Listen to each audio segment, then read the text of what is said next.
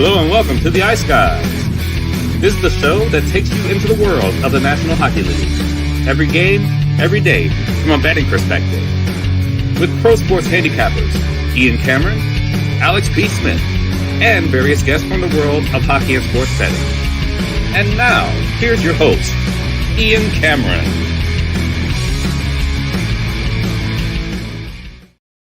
Welcome to the Ice Guys, Thursday, December 7th. Ian Cameron, Alex B. Smith, ready to break down the Thursday NHL card. It's a massive slate for this Thursday. One of the better cards I have seen, too, in a long time.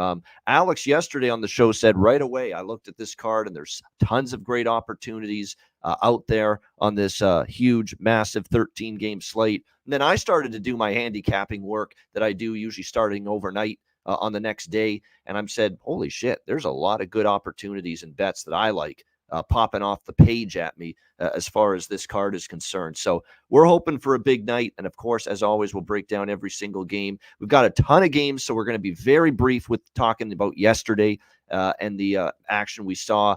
It was only obviously a handful of games for last night in NHL action. We saw Florida with a 5-4 win against Dallas, frustrating for the Dallas money line, which was my show best bet, but the team total cashes in at over 2.5. So I actually came out of that with a split 3-1 Tampa Bay. They get the job done against Pittsburgh. Another listless performance from Pittsburgh, especially with the power play as well. Just a dreadful form. Unable to find the back of the net. Vegas, after a slow start against St. Louis, 3-1, they roar back and beat the St. Louis Blues 6-3 with 5 unanswered goals in the final 2 periods. Note that win, and they're on their dad's trip right now, the father's trip, Vegas. That's now 8-0-1 for this team in their father's trips over the last few years. So that's not a team you want to be going against on this road trip. Let's put it that way. And they continue the great run with the fathers in the house last night with that victory over the St. Louis Blues. And then, of course, we all saw what happened against with the Carolina-Edmonton, the second TNT game. It was basically the Edmonton-Carolina game in Raleigh a few weeks ago in reverse, where Edmonton just pounced on an embarrassing first period for the Carolina Hurricanes, just like Edmonton embarrassed themselves in the first period in Carolina a few weeks ago. It's pretty uncanny that it's basically the polar opposite. You know, it just happened to the other team. You just flip it. And Carolina's horrendous first period last night was Edmonton's horrendous first period in Carolina a few weeks ago. But clearly Edmonton remembered how bad they were early in that Carolina game, and they just jumped all over the Carolina Hurricanes, leading 4-0 early in that game after the first period, and then cruising to a 6-1 win in that one. And look, I felt inside that Edmonton was going to show up. I was not expecting them to obviously jump on Carolina like that, or Carolina to play that poorly. But clearly that was a night that the Carolina Hurricanes are going to want to forget. But what it also brought us is one of the more memorable in-game interviews from a head coach with Darren Pang and Rod Brindamore, obviously during the second period of what was just an absolute travesty of a performance for the Carolina Hurricanes. So in case you missed it, we'll bring it up for you here right now. Here it is. Well, right, obviously a disappointing start to this game. Anything you're seeing out here that you can build on? We're on the way to losing 50-0 right now. I've never seen our team play this brutal. So at this point, you know, I don't really. I'm lost for words, to be quite honest. Weren't ready to start, which was clear, and now we're just kind of doing things not the way we do it, and this is what you get. So at this point, we're probably turning the page. Well, thanks for doing this. I know it's not easy. What can you say? I mean, that is and it's funny, you used the word brutal, and it was on purpose why I used the phrase brutal honesty in my post on X about it. It was brutal honesty, literally and figuratively, because they were brutal. No question about that. I can't even, and look, Pyotr Kochetkov, not his best night, but they hung him out to dry. First goal hung him out to dry. Second goal off a face-off loss, clean face-off loss. Nobody was set coming off that for Carolina defensively. Too easy, backdoor play, no chance for the goalie. I thought the third goal that he gave up was one that he'd probably want to stop, Kochetkov, but you know, they hung him out to dry. He got pulled. Ronta came back in after that, and things weren't all that much better for him. Just the whole team absolutely dreadful. And they don't have much time to wallow in despair, because they are back in action tonight on a back-to-back against the Calgary Flames. Alex, just some thoughts on last night. Sorry, I got a text about some interesting information we'll be talking about in a little bit. But, yeah, last night's game, the game I watched the most was Dallas and Florida. Got the best bet winner with the first period over there. Yeah, and that game was just so back and forth. And Dallas is just a hard team. We've talked about this now for about a week. They're just a hard team to get a read on because they completely change period to period. They should have easily tied that game up, in my opinion, and sent this game into overtime last night. If you had a draw on that, I consider it a bad beat because how disoriented Dallas looked after calling a timeout and having a minute, a full, literally the last 60 seconds of the game in Florida zone, and there's about 8 or 9 passes up and down the blue line before they even try to get a shot attempt off. And when they do, it's half-assed, and there's a bunch of chaos around the net. I don't understand why teams that have so much talent don't just fire the puck on net and then create the chaos afterward. It's like they're trying to – you can't set up chaos at the blue line. That's nothing in the blue line is gonna affect what's going on in the crease. And it was just so infuriating to watch as somebody who had a Dallas money line on top of that. But it's just, how this team can get out of sync from one period to the next is really problematic. And that's something to really keep an eye on with Dallas for live betting, full betting, all together. So that was the biggest takeaway I had last night. I wasn't happy, and I'm sure that Dallas, locker room, they weren't too happy with that effort at the end last night either. And then you talk about Carolina. I didn't see that clip with Brindamore until you just played it, but that's absolutely hilarious. And, sometimes the coach has to just say that you're just at a loss for words and you just have one of those nights. Teams are going to have nights like that. And I think it's better for a coach to kind of identify that in the moment and get that frustration out then, rather than kind of harbor on it and say, well, we can still kind of play better. No, some nights you have to throw out. And I think for Carolina, you take yesterday and you just put it in a bag, you throw it in the trash. And I think that's the best thing for them moving forward. And the fact that they get to play a game tonight, probably the best of moves for Carolina. Great win for Edmonton, though, like I said, to get the revenge back and pretty much flip that game around for what it was when they were on the road in Raleigh, to get that win at home. And I'm sure it's got to be a great feeling for the Oilers to get big wins in front of their home crowd, considering how things have started. They want to try and make that place as much of a home ice advantage, true to form, as possible, and winning big games like that, getting that crowd kind of back into it. That's a good spot. So those are the 2 games that I watched on the TNT slate. I didn't really catch a lot of the Tampa Bay Pittsburgh. Did miss on that both teams to score in the first period, though. Another good win for Tampa Bay if they're trying to kind of get things back on the right track. And Pittsburgh just looking like a complete mess. The power play, we're talking about how Washington went a whole month without scoring a power play goal. Pittsburgh might end up just being one of those teams where they have just a terrible power play and can't really figure it out. And it's amazing. Once again, tons of talent, but for some reason just can't get things rolling with that man advantage right now. No, they can't. And you're right. It's reminiscent of what we saw from Washington, where I think in the final game in November, they finally scored a power play goal. And it was their first and only power play goal in the month of November for the Washington Capitals. And right now we've got a Pittsburgh team that's just, languishing almost as badly with the man advantage, just overpassing. Now, multiple games where they've just been passing the puck too much. You can't score if you don't shoot. Okay, I understand making the perfect play, but it's absolute lunacy that there is just so much refusal to shoot the puck and just look for simple plays with the man advantage instead of these cute, fancy, artsy-fartsy type of shit that we always see with these teams here on the power play. Just sometimes, keeping it simple and getting pucks to the front of the net, traffic, loose change, rebounds in front of the goaltender. That's the method and the recipe to get yourself out of a funk and a slump with the power play. And unfortunately, you're seeing teams like the Washington Capitals and Pittsburgh Penguins just not doing those simple things with the man advantage right now. Yeah, 0 for 33, says our guy, Pittsburgh Penguins, in the chat here. That's just dreadful. I think it's something like 1 for their last 40 or something like that. That's with crazy. The power play. That's unbelievable for the talent that's on that hockey team. Crosby and Gensel and Malkin, Letang on the back end. Carlson now. Where's Erik Karlsson to help this power play? Everyone said that Erik Karlsson's strength for this, we know it's not defensive play, but what we thought was offensive-minded play, moving the puck, quarterbacking a power play. He's done dick all to help it. Nothing. Then the power play's been awful, even with Erik Karlsson on the team right now. So dreadful stuff for Pittsburgh. And they had a closed-door players-only meeting after that game last night against Tampa Bay. So we'll see if that works. I've fallen for that trap before where you just bet on the team where after a players-only meeting, and sometimes they don't always win that next game. Sometimes the issues run deeper than that. So we'll see how Pittsburgh responds following that closed-door meeting when they play the Florida Panthers on Friday night. That'll be an interesting game for sure. And like I said, credit to Edmonton and the way they're playing. It wasn't just Carolina's bad. Edmonton's starting to get their mojo and their swagger back, and they have to keep winning. They still have a lot of ground to make up in the Western Conference race. So they have to keep this up. What was it, a 3 or 4 point night for Connor McDavid last night? The hat trick for Zach Hyman. Fitting for Zach Hyman to have a hat trick. He is the hardest worker on that team. It's not even close. He's a bloodhound on the puck.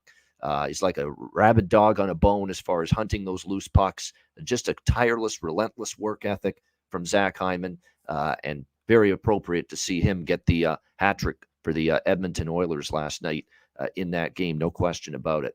And by the way, one last point. Chris Knobloch, when he was interviewed in the first period by Darren Pang, oh my God, the height difference. Holy shit. Now, we know Darren Pang is very tiny, very small in stature and height, but my goodness. I mean, Chris Knobloch was clearly a tall son of a gun. He was towering over Darren. Darren Pang's looking way up there when he's doing the interview last night. So funny stuff there, the height difference with Panger and Knobloch in that interview behind the bench. All right, let's get into it. We got a huge Thursday card. We will begin in La Belle Province, the Los Angeles Kings and Montreal Canadiens.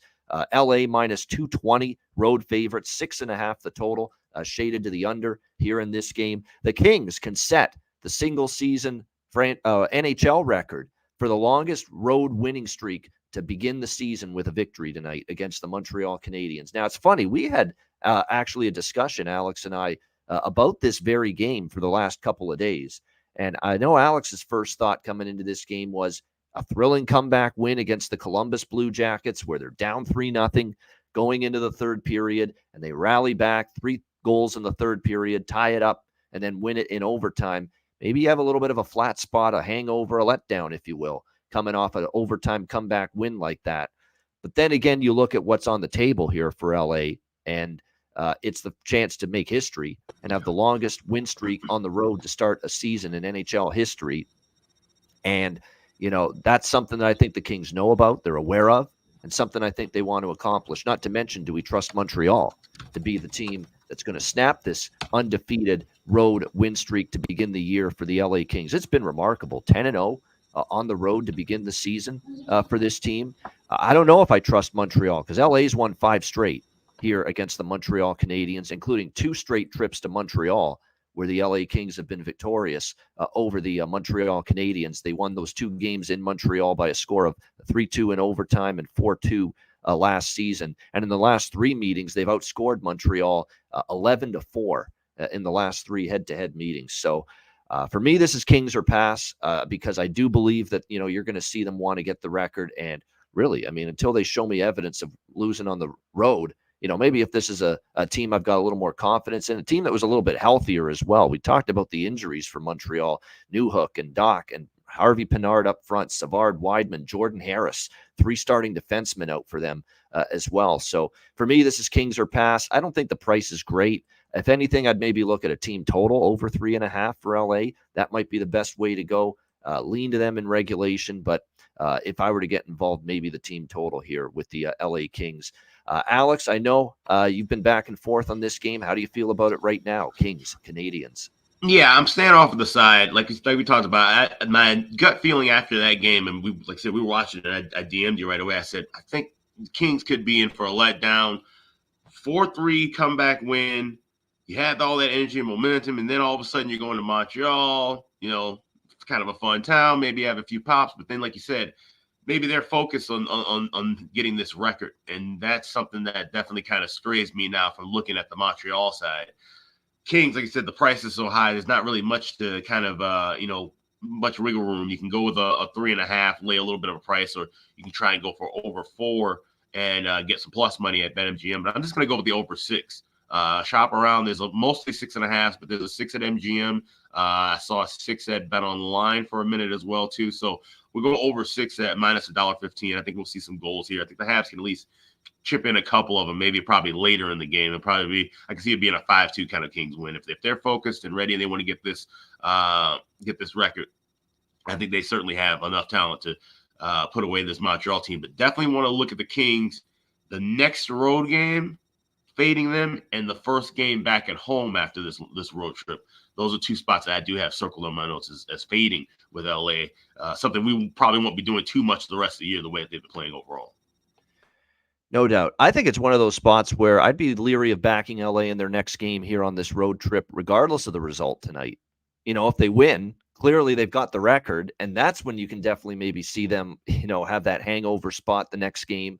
And if they lose, they don't get the record, and they lose their first road game of the season tonight, they still might be worth, maybe fading in the next game, in a letdown spot. Regardless of win or lose tonight for LA, it could be a letdown spot either way, whether they get the record or they fall short and they lose their first road game tonight. So definitely that next game that they have, and it is going to be, I believe, on Saturday for them against unfortunately, it's against the Islanders. God damn it. And I want no part of the Islanders right now. So that would be a pass for me. That's got pass written all over it.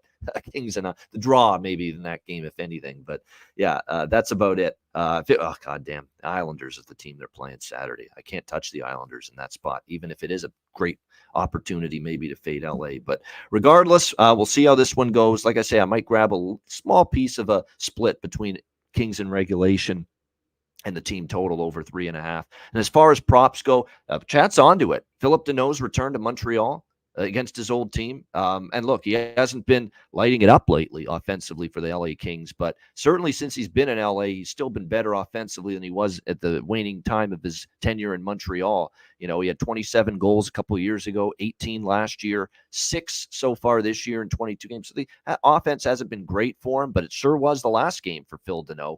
2 goals, and actually 2 of his 6 goals coming in that win against Columbus the other night. So maybe that's a sign that offense is starting to get humming again for Philip Deneau, and he'll be chomping at the bit playing his old team. So no doubt Philip Deneau is a good prop look. Quentin Byfield still has tremendous value playing with Kopitar and Kempe on that top line for the LA Kings as well. Maybe Pierre-Luc Dubois, not Alex Laferriere. Don't be fooled by Alex Laferriere. He's a New Jersey kid. He's not French Canadian. So that doesn't comply here in this game. He's not going back to his hometown here in Quebec. He's not. So be careful with that. He's a New Jersey kid. But Pierre-Luc Dubois might be worth a look here tonight. He'll be amped up to play in Montreal as well. We always mention Trevor Moore as well. So there's a lot of good prop options here as far as the LA Kings tonight in this game. For Montreal, I'm almost at my wit's end with Juraj Slafkovsky. He's getting this opportunity with Suzuki and Caulfield, just not making the most of it. But in theory, there is value with his props right now, playing on that top line for the Canadiens. All right, Buffalo Sabres, Boston Bruins. Boston minus 270 home favorites, 6 the total here in this game tonight. Not much here, although I do want to bring attention to something I've just seen our guy Jimmy Murphy post. Of course, our good friend who might be joining us tomorrow on the show on our Beantown Friday edition. Jeremy Swayman is battling an illness bug. Multiple players have been sick the last week. It's going to be one of those stay hydrated, dig deep type of games for the Bruins tonight, says Jimmy Murphy. So there is something significant going through this team right now as far as illness, flu bug. Sick, and look, I've been sick the last few weeks, so I understand it. It's around. There's no question about that. It's that time of year, so keep that in mind. The only injury-related absences are Swayman and Derek Forbert, the defenseman Derek Forbert, and obviously Jeremy Swayman. Everything else, look, it doesn't look like anyone's been ruled out, but Jimmy Murphy knows. He's right on the scene there. He knows that Bruins team is battling a flu bug or an illness bug going through the dressing room right now. So that's concerning for me for Boston. I actually am tempted by Buffalo, but they've been so disappointing and disheartening to me and my bankroll at times this season that I don't know. It's dog or pass. It's Sabres or pass at this price, no question, especially with the situation rolling through this Boston team right now. But man, this is just a team that's not playing good hockey. Tage Thompson hasn't really gotten it going yet, and not that we're blaming him, because that's a tough injury to come back from and be great immediately, but it's going to take him time. Rasmus Dahlin might not play. He got injured, of course, in the lower body injury against Detroit the other night, so didn't participate in the morning skate. That would be a big loss on the blue line as well for the Sabres. Devin Levi will start here for Buffalo tonight. Linus Ullmark for Boston in this game as well. I haven't moved on this game yet at all. Boston has owned Buffalo 9 of the last 10 meetings they've won. However, Buffalo did get a victory here in Boston last year, New Year's Eve, 4-3 overtime win. The only win did come here in Boston for this Buffalo team. So, like I said, I mean, there's definitely some concerns with what I'm hearing about this sickness running through the Bruins team right now. Not at all interested in minus 270. This feels like a spot where the Sabres could reach up and win it, but they haven't been doing that as much lately this year compared to last year. These road dog spots of, the Carolina game, they laid an egg. The New Jersey game, they laid an egg on the road against two teams that they were in this kind of spot and price against. So don't know if I trust them enough, but I do lean their way. Buffalo at the big price. What do you think here, Alex? Buffalo, Boston. Yeah, the only thing I'm going with here is the first period over, and I'm not even playing both teams to score in this game. I am playing that in a lot of games tonight, but this game I'm sticking with just the first period over. I'm thinking maybe that could be where Buffalo gets a couple of goals there, so we're not relying on Boston to do anything if that flu bug is serious. And it's funny because when Jimmy posted that, and I saw that somebody else mentioned, too, that the Islanders are dealing with a flu bug as well. So that's something we have to keep a note on, like I said, this time of year. And the flu bug has been bouncing around. Like I said, we've both been sick. I know a lot of people who've been sick, and it's been hanging, too. So with that being said, Boston, if they don't have the energy, it may show up early in the contest, I think. So I'm going to go with the first period over and maybe look at some live spots. I think, like I said, it's tough to back Buffalo, even though knowing the situation with Boston, just how bad they played against Boston over the last couple of years. They did get that one win, to talk about last season, breaking up that home streak. That was a home record, I think, that Boston had going at the time when Buffalo got that win on the road. But like I said, it's going to be hard to kind of back them now. Just something I want to wait in game for. Yeah, good question from IceX. If you look at the Boston Bruins on X, their social media, Tuukka Rask was in a Bruins jersey, goalie pads, stick, and all, mask, taking the ice. He is the E-bug tonight for the Boston Bruins, the emergency backup goaltender. He only did practice. Brandon Bussey got called up. Yeah, he's the exactly. He'll be the backup for the game, but Tuukka Rask was at practice today, so Rask won't be unless an injury happens. He shouldn't be dressing for the game tonight. So. No, he won't be. He is just the E-bug. So basically, if Ullmark gets injured, Brandon Bussey is going to be the goalie. He is going to be the goaltender tonight, Brandon Bussey, for the backup goalie for the Bruins. Brandon Bussey gets in if Linus Ullmark, something happens to him. He gets sick or injured. And then if Bussey were to, then you might have to call on Tuukka Rask, which would be some kind of scene. I will tell you that. Interesting. In Boston. Has there ever been a former player to get in? I know Rob Tallis and Artis Urbe dressed as E-bugs, but I don't think they got into the game. Has a former player gotten in as an E-bug so far? Yeah. Yeah, that's a good question. If they have a goalie that was former goalie on the team in NHL action, and now he's an E-bug goalie and he gets in after quote unquote retirement. Yeah, I don't think I've seen that situation before.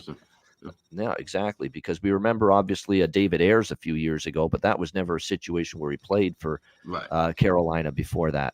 He was just the E-bug goalie there. So again, I don't think that's a situation that I have seen. So definitely something that would be fascinating tonight for sure. If the Boston Bruins see Tuukka Rask, if it gets to that point for sure. Yeah, I know the best bet streak has been tough for me. I get it. I understand that for sure. But again, I want to point this out, and I'm going to stress this one more time. I hope I don't have to mention this again. The best bets that I give out on this show are very little, if at all, a bigger bet for me than everything else. Very little. It's just I have to choose something for best bet. I try to make it my strongest opinion. It's not always going to be that way. My strongest opinion is not much different from everything else. So everything is around the same amount. It's a high volume style. It works for me. If you're with me on Dub Club as a subscriber, and I $75 a month, all sports, and you're getting all the plays you could fucking shake a stick at, considering I do all sports. We were profitable in the NHL last night. Great winning night, plus units. So even though the best bet on this show lost, we were up money. We were up money yesterday. We were up money the day before, and that's the goal for me. I want to be profitable for the day. Yes, I want to cash the best bets on this show, but we want to be profitable with the whole kit and caboodle, the whole array of bets. We want to make them profitable. So that's important to point that out. We want to do well with the best bets, but we've had profitable days 2 in a row. And not to mention, too, much needed because we had a little slump overall before that, but turning things around, which is good to see. And again, the whole array of Ian Cameron's betting portfolio is at Dub Club. And again, it's a very cheap subscription rate considering what other sites and other places charge. No question about that. And you're getting a ton. Great value with that. Same with Alex. Alex is on Dub Club too. Yeah. You know, he does all sports too. It's a great platform. I'm glad I found it. So yeah, that's where you'll find us. That's where you'll find every single bet, every single move we make, basically on there each and every day. All right, next up, we've got San Jose and Detroit. The Detroit Red Wings -290, home favorites. The total 6.5 here across the board in this one.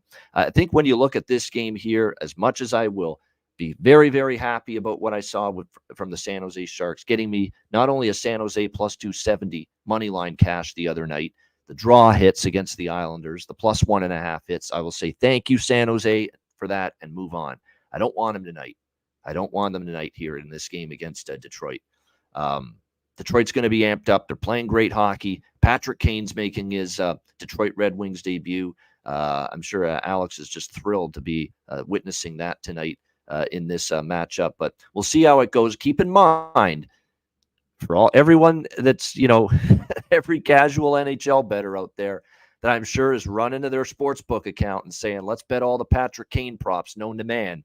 This is a guy that hasn't played in a very long time. He's coming off hip surgery, which is not easy. He's got to get into game flow, game rhythm, timing with his new teammates. Keep that in mind here, okay? Because, it's not a given. He's going to just step onto the ice tonight and have 2 goals, 1 assist, and 3 points. It doesn't always work that way. So let's see how he fares here tonight. I am excited to see how it goes. It looks like Derek Lalonde has him. And plus, they might monitor his minutes too, Benjamin. Phenomenal point. Excellent point. Now, they've got him on the second line tonight with Joe Veleno and Alex DeBrincat. We knew he'd be with DeBrincat. I mean, the chemistry they obviously had with in their Chicago days was off the charts. So you knew that Derek Lalonde was going to put Kane and DeBrincat on the same line together, and Veleno is on that line as well. So we'll see how that goes. Robbie Fabry, Dylan Larkin, Lucas Raymond on the top line. And Robbie Fabry I don't even have to mention him again. His props are just red hot right now, goal scorer props. Finally, they're adjusting the price a bit, but there's no doubt you have to consider him each and every day right now with what he is doing for the Detroit Red Wings. Even their defensemen are starting to jump, like Gostisbehere, Seider, Wallman. Some of their defensemen have really been chipping in points lately. So don't sleep on the defenseman player props, for this Detroit Red Wings team right now. No question. So fascinating game. I certainly think Detroit could be able to score tonight. Mackenzie Blackwood in net for San Jose. Ville Husso back in net for the Detroit Red Wings. Of course, he has not played in the last couple of games. 2 of the last 3 games he has not played because he's had to, he just became a dad. Essentially, Ville Husso. So a birth of his kid. So he's been away tending to that. He hasn't been in every recent start, but he's back tonight. Now, what does concern me about this game and what I like in this game is that sometimes we see these goalies, they just become a dad, and the first game back, they lights out. Like they're absolutely outstanding in net, and they play a great game. I worry about that a little bit, that Husso just has that adrenaline flowing and maybe has a huge game tonight in net for Detroit. That concerns me about San Jose offensively. That being said, San Jose, they have found their offense in a big way here on this road trip in the last 3 games, putting up 6 against Jersey, 5 against the Rangers, 5 against the Islanders in that comeback victory the other night. I'm still going to stick with over 6.5 here in this game. I think Detroit is on an over tear right now, scoring goals in bunches. They have gone over the total. Well, the games haven't always gone over because they've shut teams down. They've been good defensively, like they've kept Chicago, Minnesota, Boston, New Jersey to 2 goals or less in a lot of those games. But their offense is in great form. They have scored 4 more goals in 6 of their last 7 games, the Detroit Red Wings. But San Jose has picked it up offensively too. So I think San Jose chips in some offense here. Detroit also gets some goals here tonight in this game. I like over 6.5. Nothing on the side for me. Just looking at goals here, over 6.5. Sharks and Red Wings. What do you think here, Alex? Yeah, this is one I would be targeting for a live action, first period over and full game over, but I want to get better adjusted prices and numbers. I want to get 5.5, laying a price on the over. I want to get 1.5, try to get plus money, but something minus $1.20 or better. So we're going to wait about 3 or 4 minutes into the game and try to grab those. As far as, like I said, the story of this game, obviously, is Sir Patrick Kane playing with the Detroit Red Wings. And like I said, I'm going to be cautious on taking some point props with him right away. Obviously, he's going to be, looking to get ready. And, some of the quotes that I've heard from him said that, he's kind of, butterflies have kind of been, out of the way a little bit because he's been practicing and so forth. So he says he's not going to be, shouldn't be a whole lot of nerves. And that's something to kind of keep an eye on. But like I said, with this hip resurfacing, and I was reading an article in The Athletic about this hip resurfacing procedure that he had and guys who've had it before. Ed Jovanowski had it in 2014. Nicholas Backstrom, of course, just came back this year from it. Both those guys were not quite the same moving forward. Then you look at some other people in other sports. They mentioned Andy Murray had it in tennis. His career wasn't the same. The Undertaker had it in pro wrestling, and his body was kind of already broken up, didn't really kind of re-heal either. So it'll be interesting to see how Patrick Kane does in his first 5 or 6 games. It may not be the Patrick Kane we once saw with the Hawks with the blinding speed. He might have, may have needed to change his game a little bit. And we've seen this with a lot of veteran players in different styles. We mentioned about how a guy like Corey Perry, for example, who was a top, line skater, and now morphed his game into being a fourth line grinder. That doesn't seem to be Kane's style necessarily. I don't think he's going to be a third or fourth line guy necessarily. He's going to take that kind of a step down. But I think his style of play might have to change a little bit. He may not be the guy who's cherry picking and blazing and rushing off to get a breakaway. I think he's going to be more of a playmaker style kind of a guy. And we saw that even at the end of a tenure in Chicago and his little bit of time in New York. He was setting up everybody else. So I would say look for Patrick Kane. If you take any prop in tonight, I would say take an assist. You can find that at plus $1.05. To minus $1.05. So anyway, in that pick 'em range. And I think the other guys around him, especially Alex DeBrincat, we know how great DeBrincat looked when he was back with Kane. DeBrincat might be the guy to target moving forward with some of those player props. Kane might have to, settle into whatever his new role is. And like I said, if he doesn't have that burst of speed and energy like he did before, then we might be seeing him taking a decrease in those goals, and he may be open a guy to get for assist and power play points. Yeah, I do like props in some form with that line tonight. Kane, DeBrincat, and Veleno. And don't forget how Veleno has been good at times offensively, especially when now he's going to be playing with 2 outstanding players. So that line is worth a look. But I think you're right about Kane. I think more an assist guy, dishing the puck tonight, facilitating, rather than scoring himself here in the game tonight. So definitely I think that can be the case here as far as that goes. And by the way, I'm just going to check here and see if I can. I'm going to see what this same game parlay that I'm just going to do the punch it in here into the system at Bet365. See how it. See what the price is of. Oh shit! This is LA Montreal. Wrong game. Okay, here we go. San Jose and Detroit. There we go. Okay, goal score. Here we go. And let me go here. All right. Assist. All right, here you go. This is what I was interested in. You could do a same-game parlay, Bet365. I'm sure other books as well. Alex DeBrincat to score a goal. Patrick Kane to get an assist, plus 300. That's really good. That's really, really good. Yeah, that is good.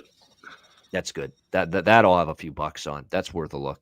I could see that. We know that Kane to DeBrincat magic we saw for years in the Windy City as well in Chicago. So, yeah, that's a good price, too, for that. Plus 300. Kane assist, DeBrincat goal, plus 300. Same game parlay. So, yeah, sign me up for that. Yep. We'll put that on the tab. It feels like I'm at a bar. Put that on the tab.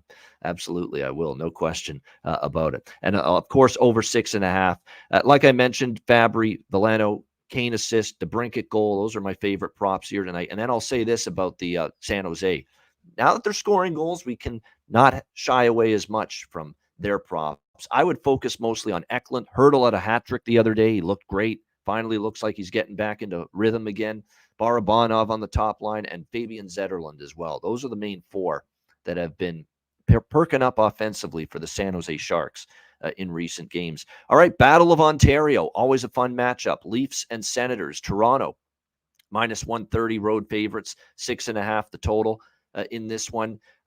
Long layoff for the Leafs, but Edmonton had a long layoff too before playing Carolina last night. Didn't bother them in the least. They had a very, very good performance in that game against the Carolina Hurricanes. We'll see how the Leafs fare tonight against Ottawa. The Leafs lost the previous meeting earlier this season in Toronto, by the way, 6-3 to the Senators. That being said, they've done very well here in Ottawa. They've won 3 straight meetings over the Senators here in Ottawa. I think from a situational standpoint, it's a really good spot for Toronto.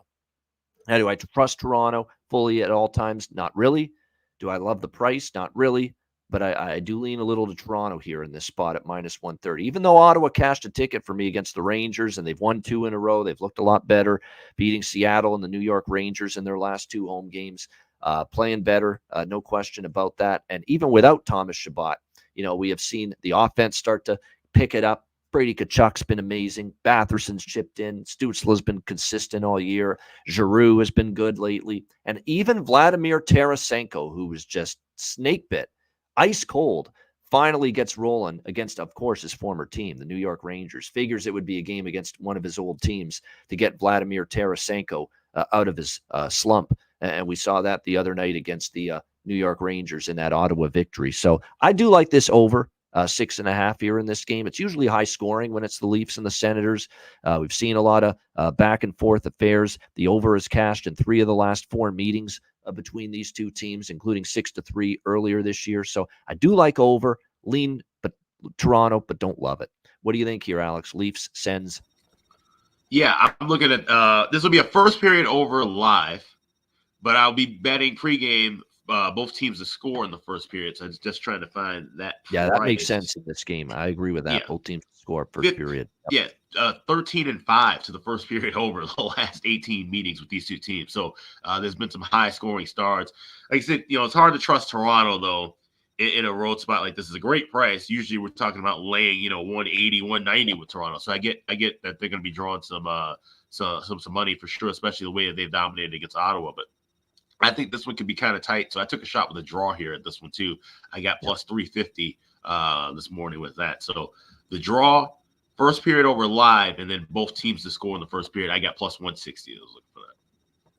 Yeah, you know what? When you get the big cards like this and you do your handicapping like I do, and it takes me a good, couple hours on cards like this to get through it all. Sometimes you miss stuff. You miss stuff that you should have seen originally. And Alex mentioned liking the draw in this game. They're the Toronto Maple draws. That's what they've been lately. That's honestly what they have been lately. They have been, there's no overtime game they don't love. No question about that. They have been just the kings of going to OT. And this is remarkable run right now. 5 of the last 6 Toronto Maple Leafs games have gone past regulation. So could you imagine if you bet the draw in all 6 of those games, 5-1 with the draw, how much of a healthy, nice little chunk of change and profit that would have added up to for you? So yeah, I'm putting that on the tab too, the draw. No question about that. I mean, they're the Toronto Maple draws right now until further notice. I mean, they just, for some reason, they could be down in a game. They come back, they force overtime. They could be up a goal or 2 in the third period, which has happened multiple times, and they let the team back into it. That's been Toronto lately, and we find ourselves in overtime, no question. So I like the draw there as well. Keep in mind, Ilya Samsonov still got an illness for the Leafs, so he's out.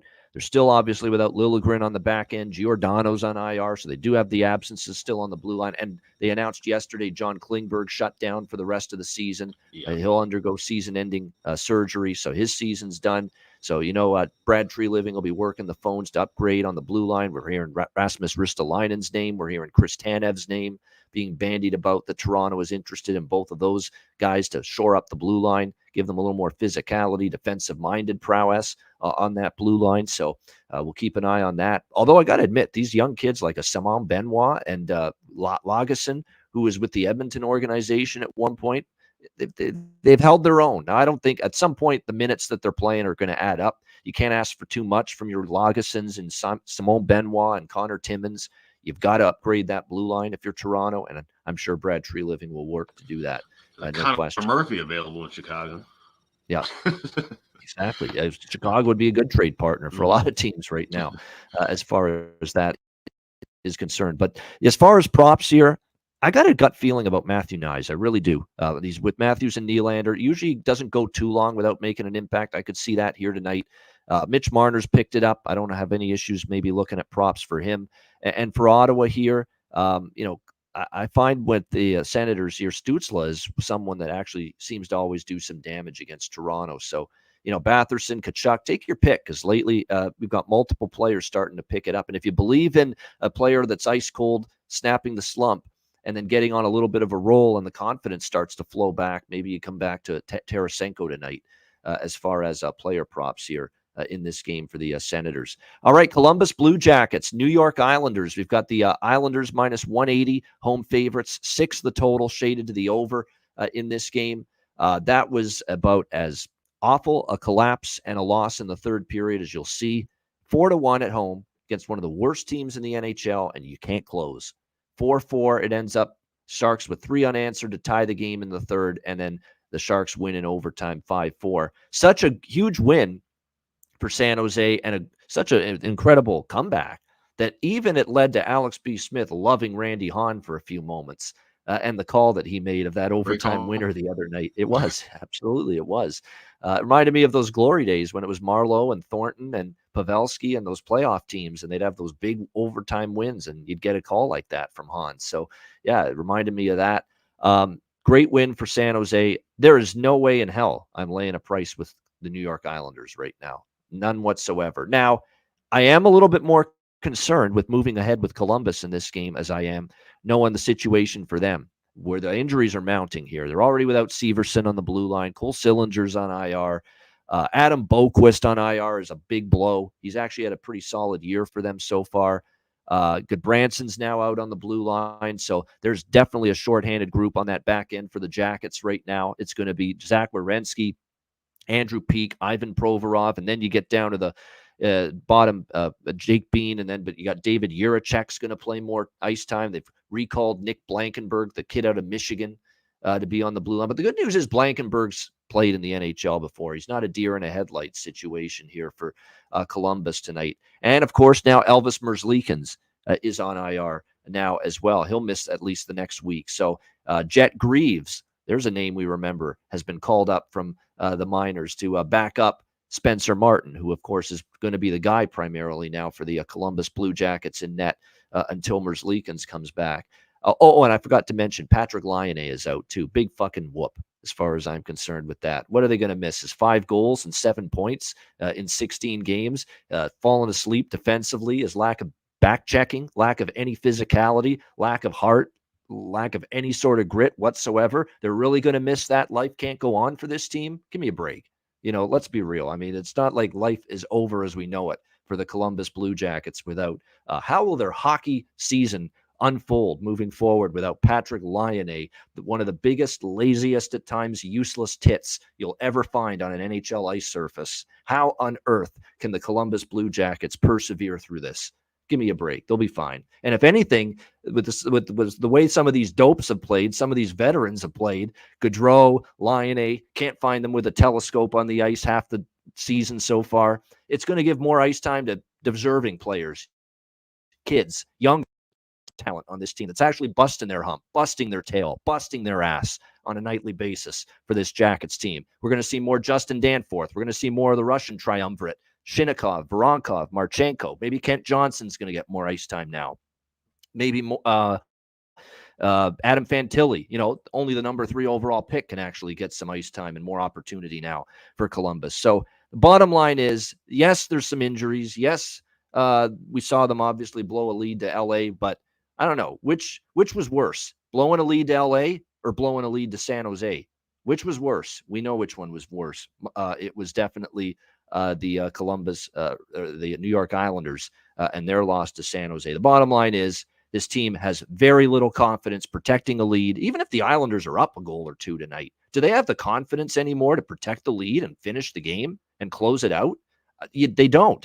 Clearly they don't, because they have blown 10 leads this year, 10 so far, this Islanders team to this point in the season. So there's zero interest for me in laying a price with this team. I'm back on the same 3 bets I was on the other night in the Islander game. I'm on the dog, Columbus plus 160. I'm on the draw because the Islanders, there's another team that just can't get enough of overtime games. When I play an NHL game, I look for overtime. I just can't get enough. I just can't get enough. We play and play for some overtime, and I just can't seem to get enough. That's the New York Islanders right now, and the Leafs for that matter. Can't get enough of overtime right now. So we're back on the draw with the Blue Jackets and the Islanders in this game. And I'm also going to grab the over. Like, I'm not fighting it anymore. Islanders are an over team right now. They're still scoring, still producing offense. That's not been a problem, but they can't keep the puck out of their own net right now. And do we really trust the two goalies, Spencer Martin for Columbus and Semyon Varlamov, to really dig down tonight and have a big-time, low-scoring battle? Not me. So I do like the over here in this game as well. All right, Alex, what do you think here? Jackets, Islanders. That was a great scathing analysis on Patrick Line. I appreciated that. Yeah, the over kind of scares me a little bit. I mean, we're seeing 6s and 6.5s. You don't really see a lot of 6.5s involving the Islanders, but like you said, they've become an over team. And these two teams struggling to hold leads, it makes sense that there would just be goals going back and forth. So grab a 6 if you can, but seeing 6.5s, and keep in mind these two goaltenders, Spencer Martin and Semyon Varlamov, played each other before this season. It was a 2-0 final. I'm pretty sure I had the first period over in that game, and I don't even think that cashed in. I think those goals came in very late in the contest. So I'm going to stay away from the total here, and I'm going to stay away from the side. I'm just going to go with the draw. Like I said, that's just something we can just ride with both of these teams, and that's something to look for when you're looking at identifying, betting these draws. And I'll talk more about this, especially as we get into the second half of the season. But teams that can't hold leads, that's definitely one of the strong criteria points. Letting teams back in and, like I said, having that trading pace that we like to talk about. That's something we like in overs. We also like that when you're looking at teams for a draw. Both these teams fit that criteria. So I got it at plus 350 at Caesars. I'm going Jackets, Isles draw. All right, there you go. Jackets, Islanders, a draw in this one. Plus 390 for that draw. Again, at our good friends at FanDuel, the prices there that they just crank out for the draws are incredible. But, yeah, definitely a good chance, I think, for OT. There's, like I say, all the props I mentioned, Danforth, the three Russians, Johnson and Fantilli going to get more opportunity. Like I say, they will not, it's not like was the team playing all that great when Laine played for them? So that's the way I see it. You're going to get more of these young kids getting an opportunity. Can't be anything worse than the disappointment we've seen out of the Jackets to this point in the season. All right, next up, we've got the Dallas Stars and the Washington Capitals. Dallas minus 140, road favorites, 6 the total here in this game. Back-to-back for the Stars. Disappointing last night, losing 5-4 to the Florida Panthers. It seemed like Florida got a lot of puck luck, though. A lot of crazy bounces. There's a couple of those goals. It's just like, whoa, Dallas couldn't have done anything there. It was just a bad bounce for them, good bounce for Florida, and the puck ended up in the back of their net. Now, did they play their best game? No.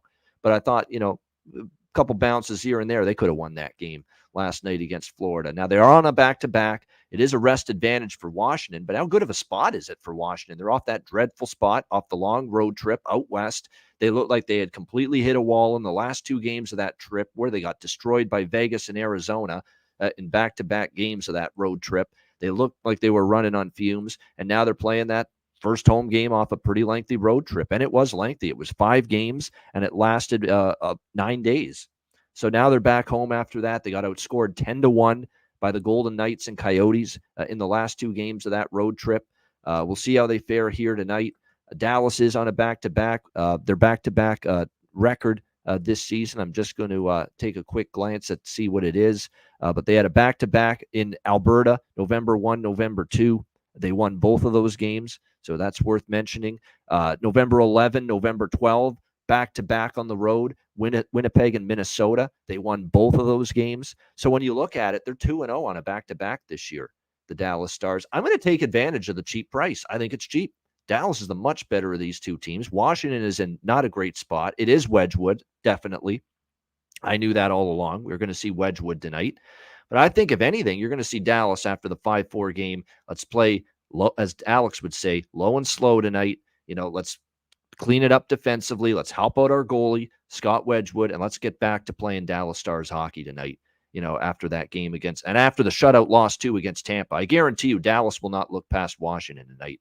They got shut out by Tampa in Tampa. They lose last night 5-4 against Florida. And I think this is a perfect buy low spot here on Dallas now, even on a back-to-back, because even though that's tricky, back-to-back on the road, they're 2-0 in this spot this year, back-to-backs on the road. And you got Washington coming back from the West Coast, which is a brutal spot. So it's not like there's much of an advantage, if any, for Washington schedule-wise here. So Dallas for me, minus 140. Alex, what do you think here? Stars, Capitals. Now, I had a huge circle on this game, and it was kind of predicated toward Dallas having a better effort last night. But I was looking to fade Washington tonight, coming home off that long road trip. I don't know if I'm going to get there now with Dallas. With how they looked in that third period last night, that was pretty brutal. I do think they come out in a big way, but I'm not trusting them to give me a full 60-minute effort tonight. Certainly not trusting Washington to do it either. What I love here is this first period over. 14-4 the last 18 with the Dallas Stars. 5-2 the last 7 with the Washington Capitals, mostly them giving up a bunch of goals. And you're getting a price at Caesars that we haven't seen since we started betting these left and right, minus $1.15 on the over 1.5. I hammered that. This is something I really like quite a bit. I think Dallas, like I said, out after getting shut out, after having that kind of up and down play and the way that they looked in that third period last night, especially toward the end, I think they get that offense rolling. I think Washington is the perfect team for them to play right now in doing that. So I love this first period over. And that's the only thing I'm going to roll with. Like I said, I was leaning toward a way to fade Washington. Maybe I jump on something in the game. If I see Dallas, getting a goal, but that's not necessarily maybe they let Washington back in or Washington can kind of keep some pace a little bit, I can try and grab a plus price. Like someone mentioned in the chat, Stars are a hard team to try and lay a price with right now because of just how up and down they are. I mean, it's period by period. You don't know what team's going to come out. So I'm going to trust them to come out with some offense in the first period and give me the over. All right, there you go. Really liking Alex, that first period over here in this game. Yeah, Thomas Harley, man. I mean, all of a sudden, dynamo scoring of late for the Dallas Stars. I've noticed that. And he's a third pair defenseman, the law firm of Harley and Hanley on this Dallas team. And but Thomas Harley, all of a sudden for Dallas, he's got 3 goals in the last 4 games and 5 points. I mean, and they're pricing him, by the way, right now at 10-1 at Betano and 10-1 at FanDuel, plus 1,000 for him to score a goal tonight. So why not sprinkle a couple of bucks on that right now for the Dallas Stars? How about our guy Mason Marchment? I actually haven't looked at his goal prop pricing yet. What's he at? Oh, he's still at plus 350. That's still ridiculous. Put him on the tab again. Mason Marchment right now, plus 350. Of course, he cashed our bargain bin special of the night last night at plus 400, getting a goal against the Florida Panthers. That's just ridiculous. I mean, what does the guy have to do to be priced below plus 300? He should be plus 220 to plus 250 right now. There's no way he should be plus 350 right now as far as his goal prop with the way he's producing at the moment for the Dallas Stars. There's no doubt. So Tyler Seguin, by the way, we're noting Tyler Seguin, day-to-day, got injured last night, left the game against Florida.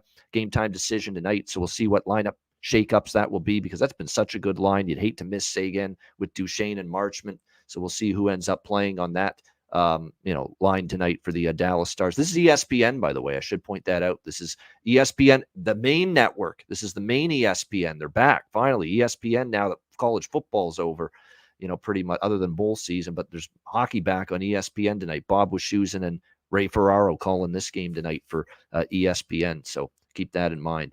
All right, next up, we've got Tampa Bay and Nashville. Nashville minus 135, home favorites, 6.5 the total here in this game. Lightning with a couple of get right performances at home this week, beating Dallas after getting just absolutely dusted by the Dallas Stars, 8-1 on Saturday in Dallas. They bounced back against that same Dallas team with a 4-0 shutout win, a very serviceable 3-1 win last night against the Pittsburgh Penguins. Good performances from Vasilevsky after, probably one of the worst games he'll play against the Dallas Stars weekend.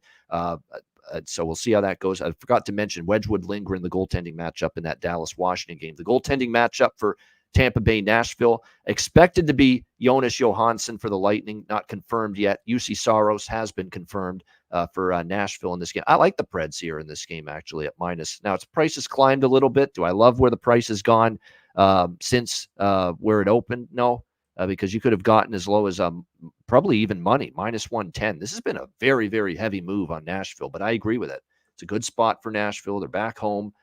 Tampa Bay on a back-to-back here in this game. I do like Nashville here, and I still recommend it at minus 130, minus 135. And it is worth noting here between these two teams. Yes, Tampa's had the better of it, but this is a difficult spot. This is a tricky spot. It's a Nashville team that's playing some solid hockey at the moment right now. I'm mentioning that they're 8-2 in the last 10 games, and they have really been good here as well lately. Better at least on home ice, just better overall, playing some really solid hockey. 8-6 at home, and it goes hand in hand with Tampa Bay just continuing to be awful on the road. Absolutely terrible, Tampa Bay. It's hard to fathom that they've been this poor on the road this season, but 4-9 for the Tampa Bay Lightning in their 13 road games this season, and on a back-to-back to boot with Johansson and net. So for me, it's Nashville minus 135. I definitely had this over circled in this game as well, noting that, Nashville lately, they've actually played to the over more often than not. Tampa Bay on a back-to-back, with Johansson in net, I could definitely see this game probably trending over. 3 of the last 4 head-to-head meetings have gone over between these two teams as well. I was hoping, though, it would be a 6 maybe with Nashville involved. So I was disappointed, but I still lean over 6.5 here in this one. Alex, what do you think? Lightning, Predators. Oh, I think we lost Alex here. I can see he's got the old frozen statue image right now. Oh, he's back. There we go. Can you hear me?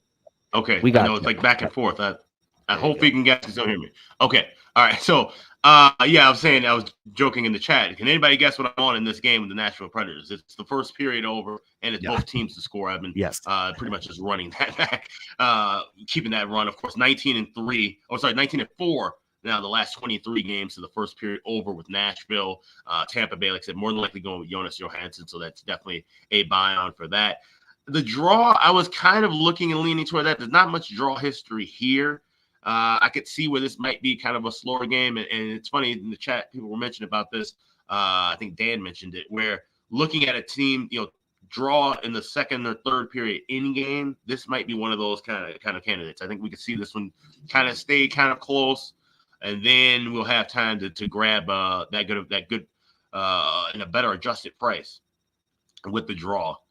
So I want to kind of get a feel of the tempo of this game. But I definitely like the first period over. Definitely rolling with both teams to score in the first. And then we'll kind of make some adjustments, look for some things in game. Yeah, I think that's a good approach for Nashville as far as props go.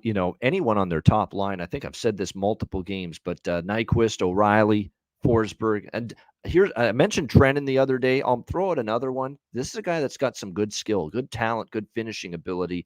He's kind of struggled at times this year, but he's someone I could see that starts scoring in bunches, and he finally got a goal for them against Chicago the other night as Luke Evangelista for the Nashville Predators. So definitely someone that I think now that he finally got on the board the other night could definitely continue to find the back of the net moving forward. For Tampa Bay, Brandon Hagel's probably worth a look maybe tonight in this game. Playing with Cirelli and Barre Boulet, that's actually been a good line for them. So that might be a prop consideration on the Lightning side for this game. All right, we move along to Anaheim, Chicago. Anaheim, Chicago, even money, minus 110 both sides, 6.5 the total in this game. Unfortunately maybe it's fortunately for Blackhawks fans like Alex B. Smith, but maybe with the San Jose hot streak that they're on right now, they pushed Chicago to the dead last in the NHL as of right now. So San Jose's little run that they put together has actually pushed Chicago to the bottom of the NHL food chain right now. 2-8 in their last 10 games. It was a pretty competitive effort at home against Nashville in their last game. And they actually lately have been a little bit better at home here at the United Center than they've been on the road. And they are facing a reeling, and I mean reeling, Anaheim Ducks team, just 1-9 in their last 10 games. But it is a team that just beat Colorado in a shootout at home over the weekend. It's a team that gave Colorado all sorts of fits the other night against the against Colorado in the rematch in Denver, where They battled back before falling just short, losing 3-2. And when you start to look at what these teams have dealt with lately, we've seen Chicago play, the Kraken are struggling, the Blues are up and down.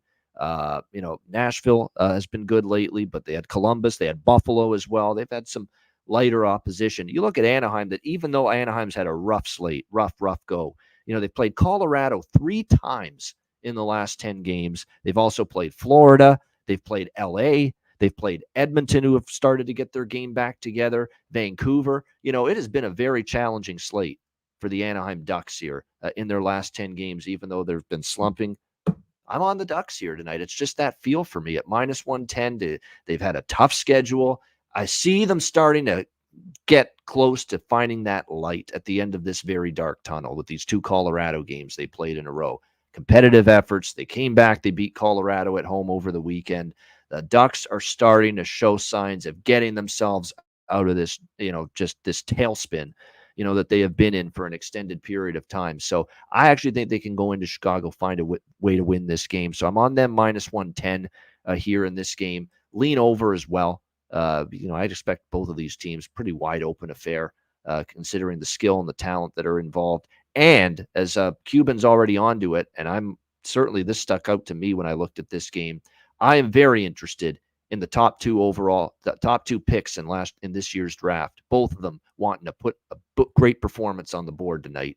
Connor Bedard for Chicago and Leo Carlsson for Anaheim. I like any and all props involving both of those guys tonight in this game.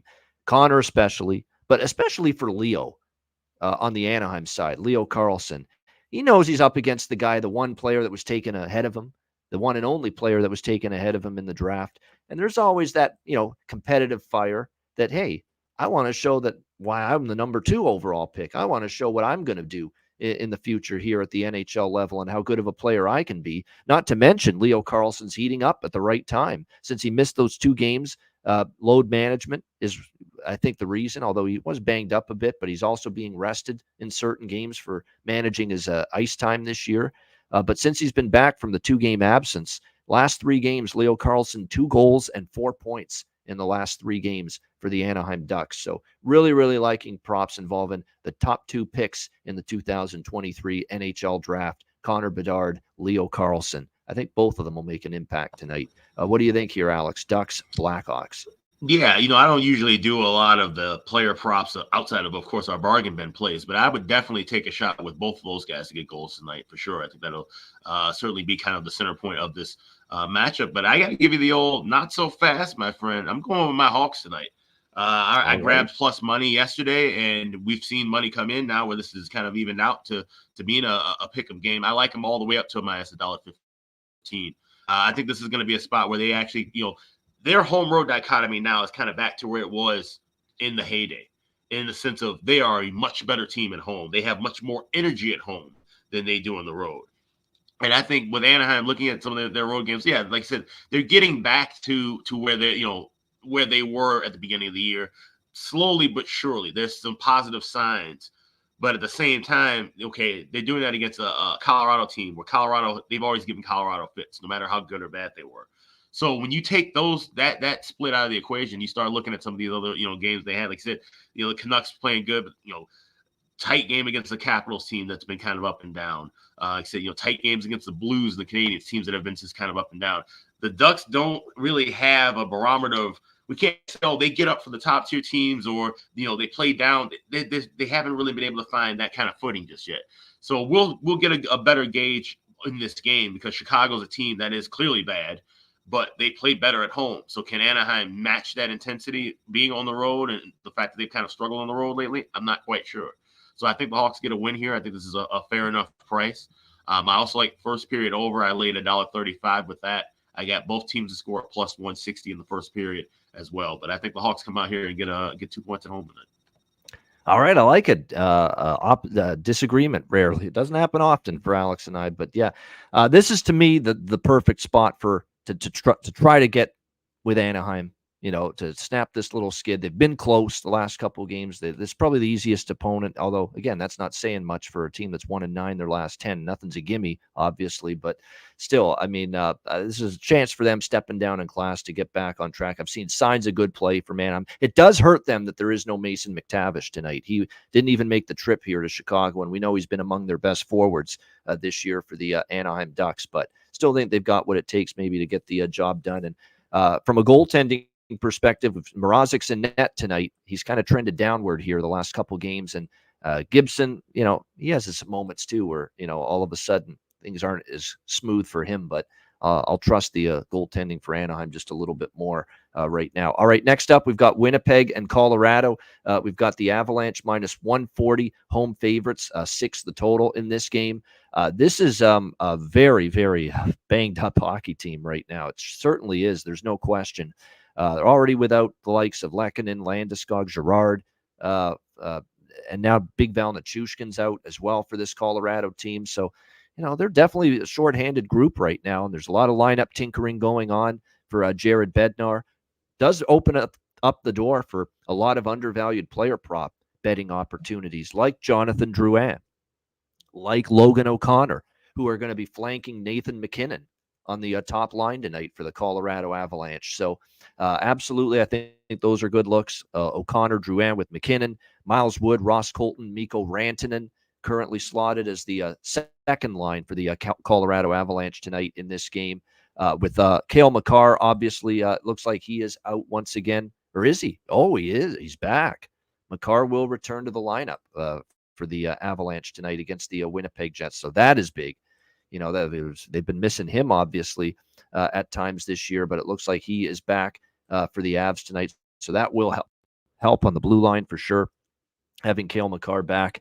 Alexander Georgiev should be in net tonight for the Colorado Avalanche. Hasn't been confirmed yet. We do expect Connor Hellebuck here for the Jets in this game. So interesting to see how this one goes. What's funny about Winnipeg and Colorado and what we've seen when these two teams meet head-to-head recently is for some, I don't know what it is. Is it just do they like the thin air and the altitude? But in Colorado, Winnipeg's actually played pretty well at times here in the past against the Avs. 7-4 win a few years ago in Colorado. They had a 4-3 overtime win last October between these two teams. Competitive effort the final game in Colorado last year. I think the Jets are a sneaky underdog look for me. I do like Winnipeg a little bit. Nothing obviously as far as best bet material, but this price here, Winnipeg plus 120, I don't mind that look. I really don't. They have been a thorn in Colorado's side, especially here in Colorado in some recent meetings. So I'm going to take a little shot here with the Jets at the plus 120 price. Alex, what do you think here? Jets, Avs. Yeah, of the late slate, this is this game. I didn't have anything compared to I'm looking at the other stuff, and I'm just looking even now as you're talking about just looking at this matchup. But I didn't have anything before, and nothing's really popping out now, so it's a pass for me. Nothing wrong with that. Pass for Alex here in this one.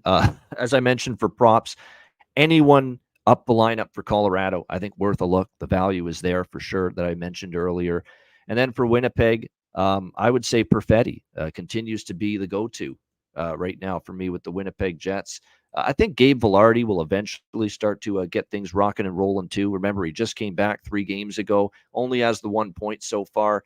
Hasn't found the back of the net yet, but more than anything, I'm waiting for him to show signs of, getting on track before betting his player props. Believe me, when the time comes, once he starts scoring, he can go on a heater for an extended period of time. But we're going to wait for that with Gabe Vilardi before it absolutely happens. I actually lean under in this game. I do, because Colorado's really, I've noticed that with all the injuries, they're starting to play a little bit more of a more conservative, protect the house style of play, the last couple of games. So especially that Anaheim game the other night with all the injuries. So no doubt, I think there's a reason this total's gone from 6.5 to 6 here in this game. I could see it actually being a little bit lower scoring as well.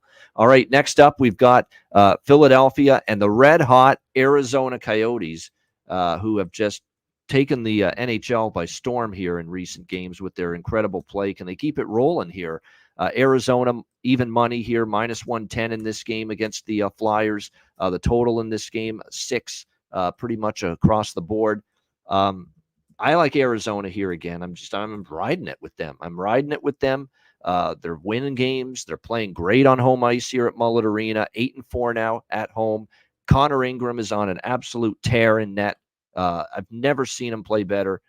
He's just been lights out. He's been absolutely spectacular. 11-3-2, 2.23 goals against, .930 save percentage. He's won 5 straight starts. He has given up 1 goal or less in 4 of those 5 starts. Think about that. 1 or less in 4 of his last 5 starts, Connor Ingram. So he's been absolutely terrific. And look, I am worried about Arizona a little bit because Philly's playing well too. Philly's playing hard. Philly's playing well. Philly's playing competitive hockey on a nightly basis. They've won 2 straight against the Penguins, although the Penguins are a mess. 3 of the last 5 games also they have won. So Philly is playing some nice hockey. Their goaltending from both Hart and Ersson has been good as well. But we've been riding Arizona. They've rewarded me. 5 straight wins, playing great on home ice. Flyers are playing tough too. It's not going to be a gimme for Arizona, but at this price, I'm taking them at home -110. I think the draw might actually be not a bad option here as well. Philly's been playing a lot of overtime games lately. I think after the easy breeze of a game that Arizona had against a horrendous Washington team the other night, it's going to be a lot tougher. Philly's going to put up probably a lot more resistance tonight. So I could see overtime in this game as well. So it's going to be Coyotes and draw for me in this game. Alex, what do you think here? Flyers, Coyotes. Right there with you, Coyotes and draw. We've seen 3 straight overtime or games go past regulation rather for the Flyers, 4 of the last 5.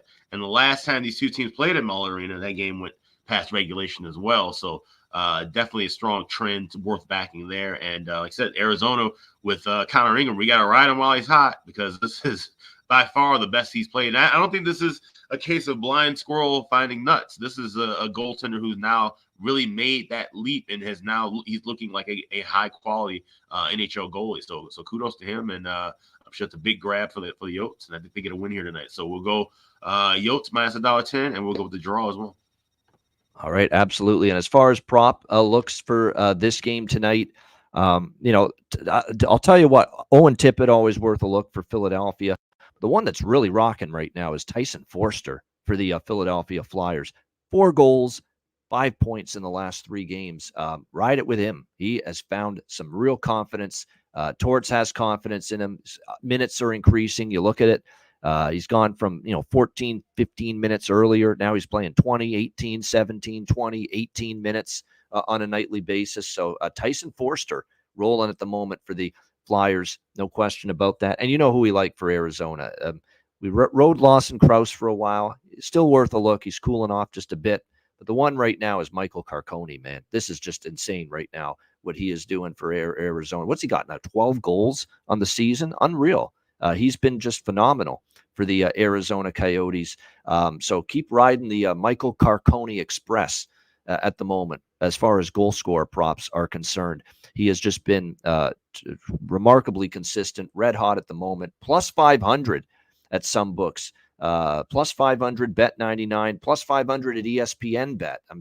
I see now BetStamp has added ESPN Bet to their list of books where they lay out the price for all the money lines and totals and props. But yeah, +500 is out there at some places for Michael Carcone. That's an astronomical price considering the production lately. Yeah, absolutely. Like I said, that's just one of those guys that's just been quietly getting it done too. Now this is a Yotes team that most people don't get to see, and most people just expect them to be bad. So now it seems like everybody's just kind of burgeoning at the right time with this team, and it'll be interesting. We're laying 110 on this now. If this matchup happens 2 weeks later and they win, we're talking about Coyotes being $1.40, $1.50 favorite. Like, this is crazy. We're thinking about this team was +500 against Colorado 2 years ago. And now all of a sudden they're, doing things the right way and they got things rolling and now they're a favorite. Yes, they sure do. There's no question. They're playing great on. They'll level off. They'll go through their slump again, like every other team. But right now they are rolling, and we'll even see Connor Ingram look human again at some point, no doubt. But like I said, I've seen him, his tracking of the puck, his lateral movement, and rebound control has been a lot better lately as well. Rebound control, so important. Just ask Vitek Vanacek. That guy has no clue, none, zero, about rebound control right now for the New Jersey Devils.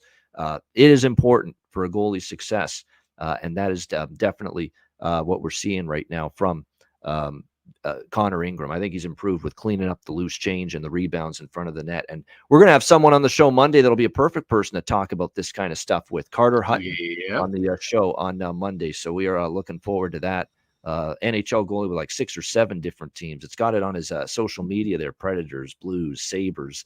I mean, just a shit ton of teams. That Hawks. I mean, that guy was with a lot of teams, a lot of suitcases and lots of travel. So that'll be fun having him with us on Monday here on the Ice Guys show. But yeah, as far as this game, Arizona draw, and like I said, there's a few good props that stand out here in this one. All right, Carolina Hurricanes, Calgary Flames. What do the Hurricanes bring tonight after an embarrassment last night for them against the Edmonton Oilers? They're minus 135 road favorites here in Calgary on a back-to-back, 6.5 the total. Certainly a rest advantage for Calgary, no question. Carolina on a back-to-back, but it's not like Carolina worked up a lather or a sweat last night the way they played. I mean, it was just, and they knew it, and I think you could see it too. They didn't really push knowing that they had to play tonight. You know, I don't think they pushed all that hard when they were down 5-0. And you heard it when we played the clip earlier with Rod Brindamore talking to Darren Pang, where he said, you know, it's returning the page pretty much now.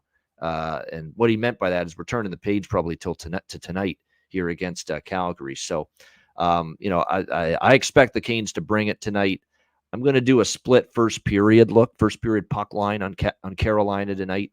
As well as the money line here at minus 135 for the full game. I'm also going to grab their team total and split it up with that as well, because there is an element to this thought process here where I don't fully trust what I'm seeing out of their D and specifically their goaltending lately. You know, Kochetkov, we'll have to see who's in net first of all, back to back. Remember, this was supposed to be Ronta's game tonight with Kochetkov starting last night, but then Kochetkov gets pulled. Ronta's got to play pretty much the entire game last night because it was so early when Rod took Kochetkov out. And now what's he going to do tonight? Do we go back to Kochetkov tonight because Ronta had to play the majority of last night? I would think so. I actually think if I had to guess, I don't know, but if I had to guess, I think we're probably going to see Kochetkov tonight. Yeah, I think it would be tough on Ronta at his age and all the injuries to play back to back like this. And I think they want to avoid that. So my guess is it's going to be Kochetkov. It's going to be Dustin Wolf back making the start here for the Calgary Flames. But let's be honest. The last time I was all giddy about backing Calgary with Dustin Wolf in net, they lost.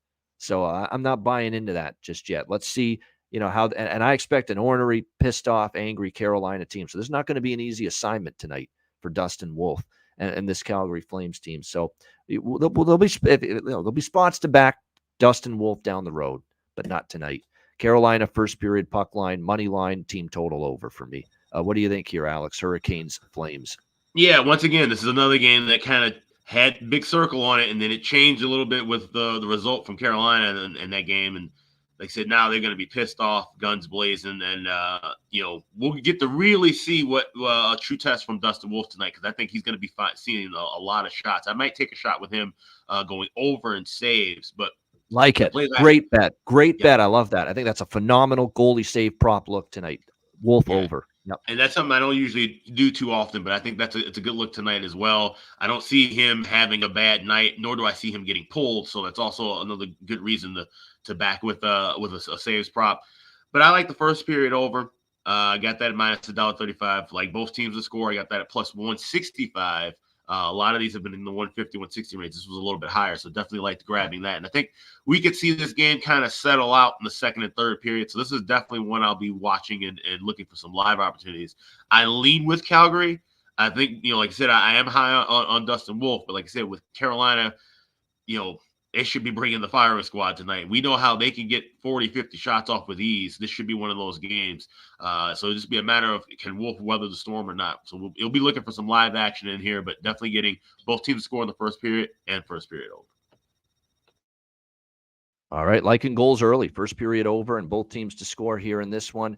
As far as props, Do we trust fucking Svechnikov right now? He's done nothing. He has been absolutely a disappointment, a flop since he's been back from his injury, obviously, that he dealt with last season. I mean, one goal for this guy in 16 games so far this season for the Carolina Hurricanes. But Rod Brind'Amour said after the game, and Jordan Stahl was pissed too. Jordan Stahl had some great quotes after that game, embarrassing, and he's the captain. So, I expect Carolina to have that response in theory.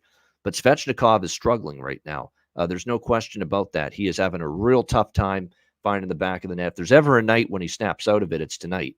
But I'd more rely on the other guys that actually, the best players on this Carolina team that actually have gotten it done at times this year. You're like Sebastian Aho or Teuvo Teravainen, Seth Jarvis.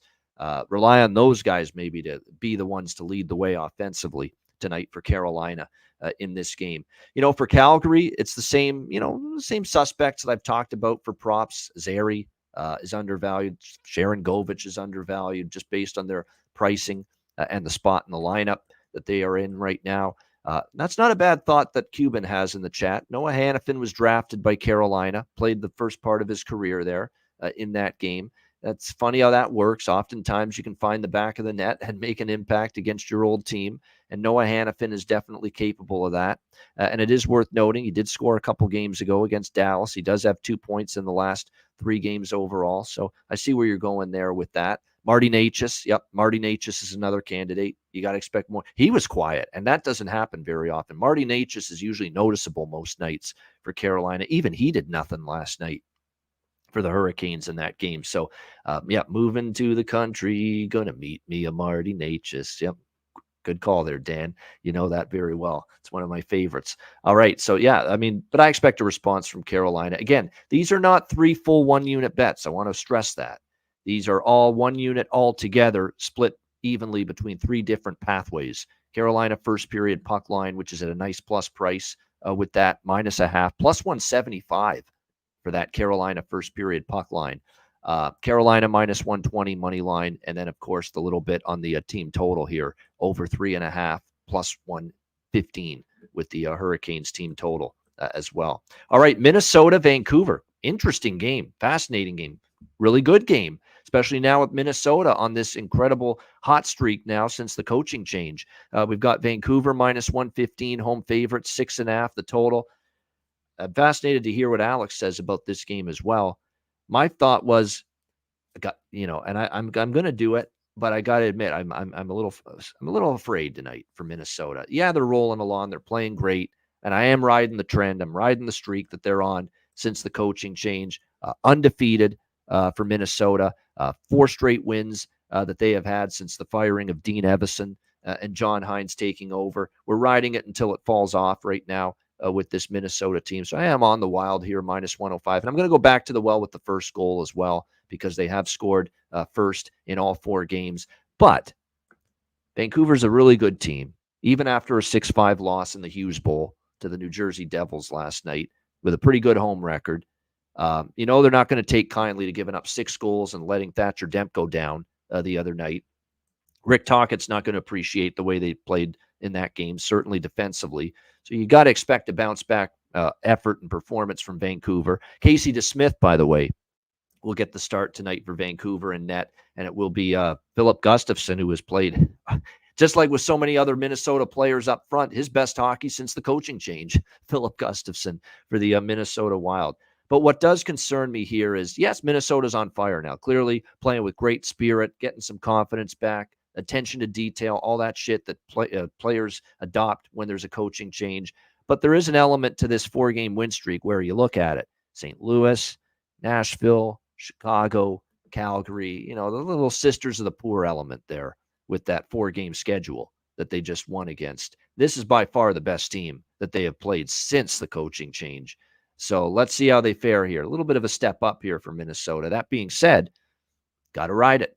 Got to ride it until it's done. So Minnesota and first goal Minnesota for me. Alex, what do you think here? Wild Canucks. Yeah, so I'd pass on the first goal prop tonight. Got lucky with that. I don't know. That could, at some point, it's going to come to an end. I could see that possibly being tonight. But I do like goals galore. I'm on the over 6.5. I already laid that at -110.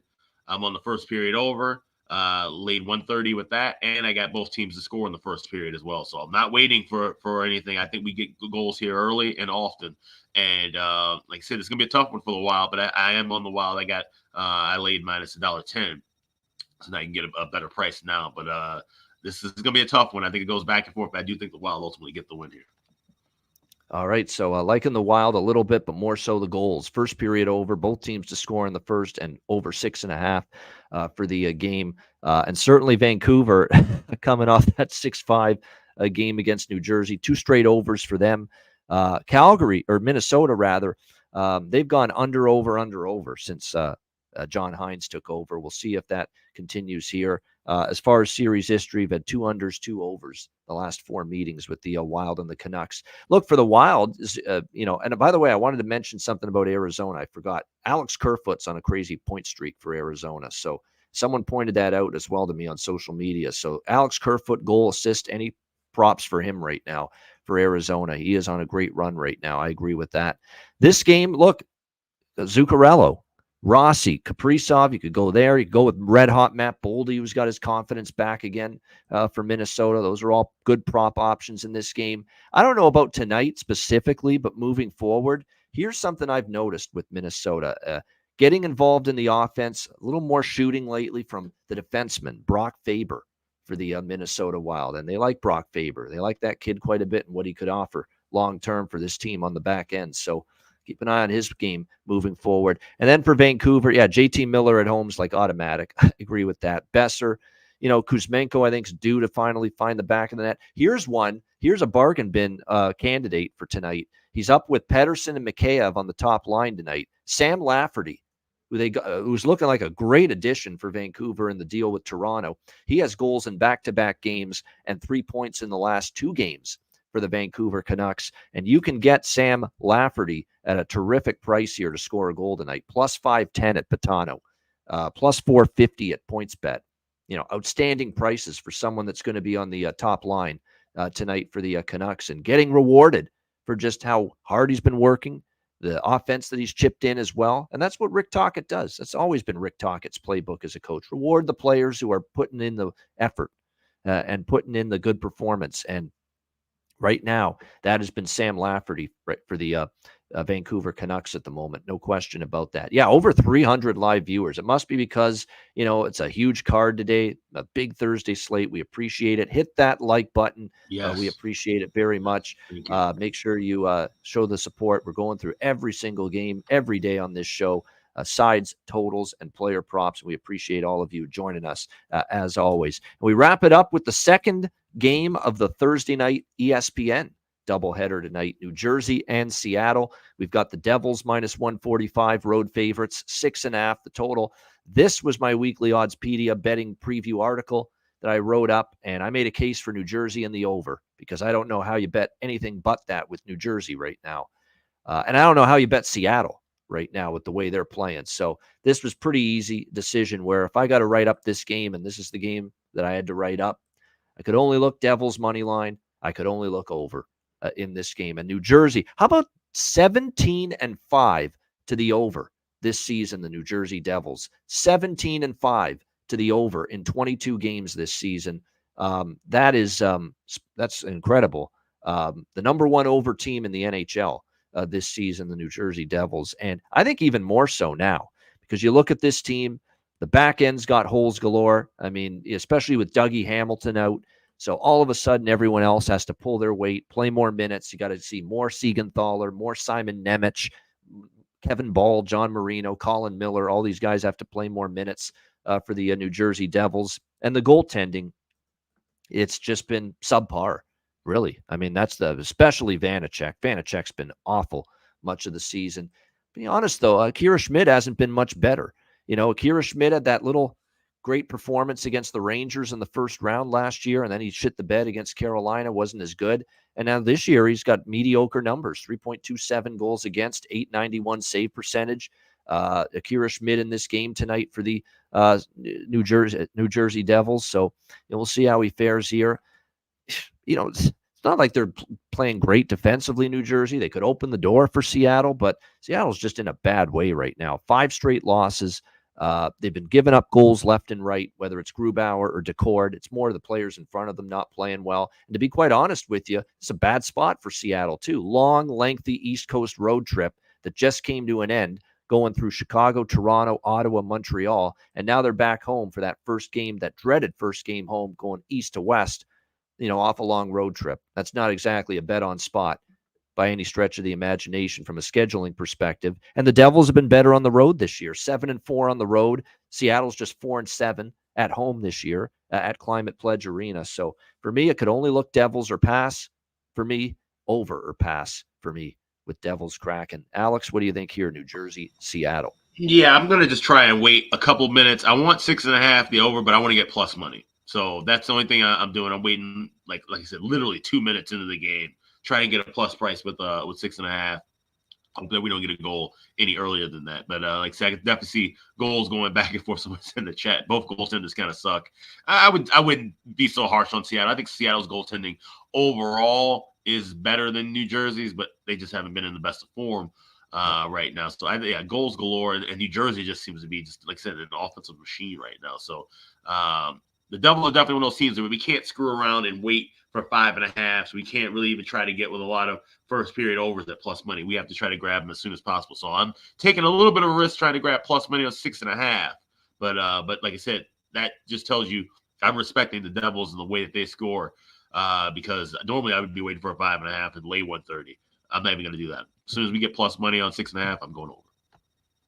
All right, good stuff. Player props, I wrote these up in the article too. Eric Halla, he's with Hughes and Toffoli on the top line, and he scored in his return, playing on that top line against Vancouver in the Hughes Bowl the other night. So there's great value there. Eric Halla with Jack Hughes and Tyler Toffoli. Cuban mentioning Toffoli maybe as a candidate here tonight for the Devils in this game. He scored a couple of goals against Buffalo recently, one against the Flyers, held off the score sheet the last 2 games. But, after Hughes took center stage against Vancouver and the Devils in the Hughes Bowl, this could be a night where Toffoli maybe takes the mantle offensively for that line. But don't sleep on Howla. The price is great, and he's up there on the top line as well for them right now. Mercer and Holtz have dropped down to the third line with Timo Meier, but don't sleep on them. McLeod and Lazar, who are great chemistry, but now he's on the fourth. They're on the fourth line right now. So because of Ishii coming back, everyone's had to drop down a little bit in the lineup. For Seattle, look, it hasn't been easy to get goal scoring consistently from them, but maybe Eeli Tolvanen on the third line, and certainly Eberle, Beniers, and Ty Cartier on the top line, probably the best chance for offense for Seattle. So if we're going to look at props, maybe look at that trio here tonight. Great stuff. What a show. What a card. We can't wait to see it all unfold. Hit the like button if you haven't done so already. Everything will be posted later, about just before puck drop, half an hour or so before puck drop, as usual. Patreon.com/IceGuys. Just $10 a month, and on the community tab. Keep in mind, with the community tab, very important, I want to mention this. If we don't get the YouTube subscription ability to subscribe and renew subscriptions for the members in YouTube by the end of the year, by that time, we will not be posting the cards daily on the community tab anymore. They will, because that's supposed to be a member perk. Okay, so that is going to be Patreon only if YouTube's not back up and running with the subscription opportunities by the end of the year. So for the rest of the year, we'll post it on the community tab, free for everybody. But once we get into the new year, if the YouTube stuff's not resolved, the daily betting card, the player props card will only be visible to the Patreon subscribers only and members on the Patreon page. It's only fair, because you're supposed to be paying for that, for the $10 a month. So that's the way we're going to go about it. Just a little heads up with that. Yeah, definitely. Like I said, we're in the midst of trying to finagle everything with this whole kind of having the YouTube community and the Patreon. So we will have a resolution at some point, and we're hoping to bring you all the content that we're looking to do anyway, but it'll be on one platform or another. We will have that ironed out by the new year. So. And if for some reason we can't re-enable or reestablish the, being able to be part of the family plan, get the family plan up and running again, and being able to be a member of that for $9.99 a month US, we'll just transition to just doing all of that on Patreon. All the bonus perks, all the impromptu live bet casts for members only. We'll do all of that on Patreon. We're still going to do it, but it'll be all on Patreon, if the YouTube stuff doesn't get rectified in the next month or so. All right. So with that in mind, and the page and the Ice Guys store, iceguys.myspreadshop.com. Christmas coming. Get some merch. Yeah, definitely want to hit the store in the next couple of days because you're cutting it close if you want to get your merch in time for the holidays, have it on the tree for Christmas. So definitely want to act now. Check out iceguys.myspreadshop.com. We also have the limited edition merch. I think it's like maybe 3 or 4 days left before you can get that from the spring store. So we will have that on the Twitter page as well. So of course, follow us on X rather at @the_Ice Guys, and we'll have that tagged in there too. So get all of your Christmas shopping done as soon as possible. All right, Mammoth Show. We'll wrap it up with our favorite segments, B&B, not bed and breakfast, bargain bin, and best bet, of course. We'll start, of course, with bargain bin special of the night. Alex, what do you got for bargain bin special for this Thursday slate? All right, there we go. Got the sound on. We're going with Cole Gutman of the Chicago Blackhawks tonight. They take on the Anaheim Ducks. He's skating on the second line, centering that pair. I think he's got some really good looks lately, and he just hasn't quite been able to find the back of the net. But I'm looking at Cole Gutman plus 420. Gotta love that price, right? We're going with him to get a goal, anytime goal for the Hawks. Cole Gutman, that's my bargain bin special. All right, there you go. Cole Gutman, bargain bin special for the Chicago Blackhawks to find the back of the net tonight. And you can find, again, really good price there for him, upwards of plus 470 at Betano. So Cole Gutman for the Chicago Blackhawks for Alex with his bargain bin special of the night. My bargain bin special of the night, there's a lot of great candidates, a ton of them. I mean, even Marchment's got value again, but we had Marchment last night. We're going to go with another one tonight. We're going to go with Michael Carcone. It's still the best price, one of the absolute most red-hot scorers right now in the NHL for an incredible steal of a price. It's a true bargain bin. This is just like yesterday. You know, you can get plus 500 on Michael Carcone for the Arizona Coyotes at Bet99 and a couple other places. This is, like I said, getting a filet mignon, beautiful filet mignon, succulent, delicious filet mignon for just $2. That's what this is, just like with Mason Marchment last night. Michael Carcone, Arizona Coyotes, plus 500 for my bargain bin special of the night. All right, best bet time. Alex, what do you like for best bet? Yeah, let's go with the nation's capital. We're going with the Dallas Stars and Washington. First period over, minus 115. I miss those prices. Hope we keep them coming, Caesars. Appreciate it. We're going to go with that first period over. I think this is a great spot. Dallas 14-4, the last 18 of the first period over, and the Caps 5-2, the last 7. They've been struggling. We're expecting goals early, so let's go Dallas, Washington, first period over is my best bet for this big Thursday. All right, Dallas, Washington, over 1.5 first period. Best bet for Alex B. Smith. Russell Deck, we appreciate it. Says, love this friggin' show. We love this friggin' show. We love doing this friggin' show. We do. Yes. So we replicate those sentiments for sure. All right, my best bet, hey, got to do it. Carolina Hurricanes, minus 125 against the Calgary Flames. All I needed to see was how pissed off the coach, the whole team, the captain, Jordan Stahl, was last night.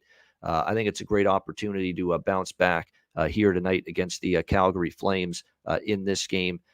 So I'll go with Carolina here, minus 125 against the Calgary Flames for my best bet. And again, best bets have struggled, no question. But the overall card the last couple days for me has been good. So keep that in mind. Keep all the bets that we recommend and give out on this show in mind each and every day. All right, that's a wrap for this edition of the Ice Guys. Thanks to everyone in the chat for joining us. Hit the like button on the way out. We appreciate it very much. A reminder, the Ice Guys is live 7 days a week, Monday to Friday, 2 p.m. Eastern, Saturday and Sunday, noon Eastern. If you can't watch the show live, download the Ice Guys podcast in audio form on all major podcast platforms. For Alex B. Smith, I'm Ian Cameron. Have a great Thursday night. Enjoy the massive NHL slate tonight.